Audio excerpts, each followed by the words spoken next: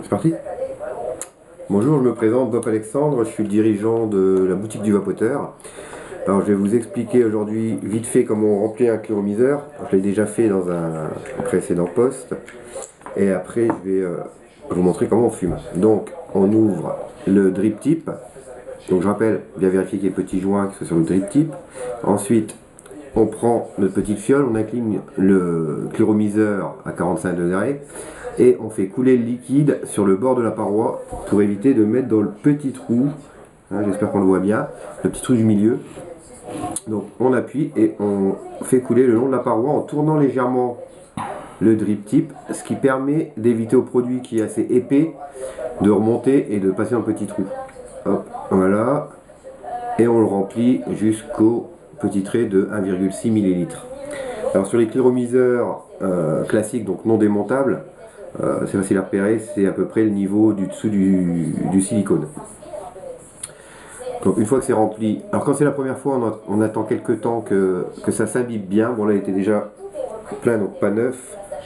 Je vais prendre une batterie twist.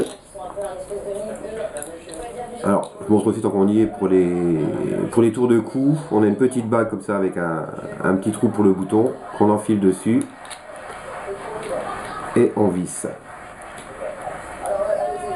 Lorsque c'est la première fois qu'on le remplit, il vaut mieux, moi ce que je fais c'est pour accélérer l'imbibation dans la résistance, j'aspire sans appuyer sur le bouton, comme ça, 3 fois. On peut même ressouffler, réaspirer un petit coup, ça fait des petites bulles et ça le remplit. Alors pour fumer, j'allume la batterie donc en appuyant 5 fois, voilà, la batterie est allumée, et ensuite on aspire, pas comme une cigarette, il faut aspirer plus lentement et plus longtemps qu'une cigarette. Comme ça.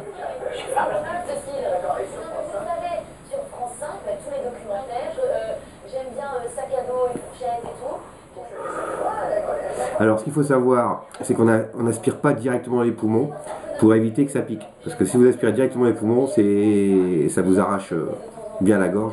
Donc on aspire dans la bouche et après on les met dans les poumons. Donc on les met dans la bouche.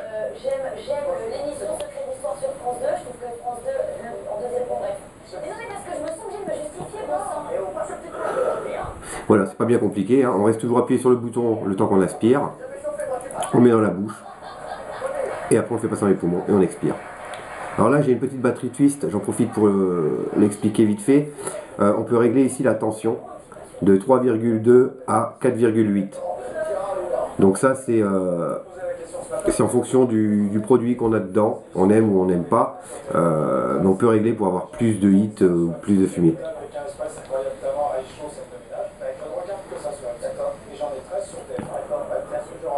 Donc là je l'ai mis plus fort, hein, on voit qu'il y a beaucoup plus de fumée. L'avantage de la twist, c'est surtout ça, on peut monter la tension au-dessus des 3,7 V, puisqu'on peut aller de 3,2 V à 4,8 V, alors qu'avec une égotée classique, c'est du 3,7 V. Hein.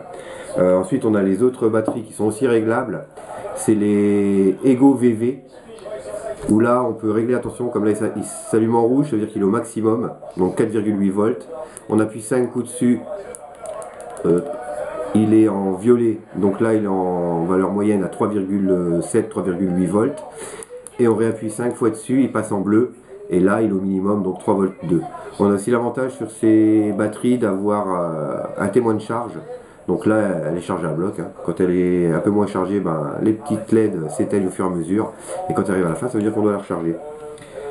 Ben voilà, donc je pense que maintenant vous savez comment vapoter. À vous de jouer.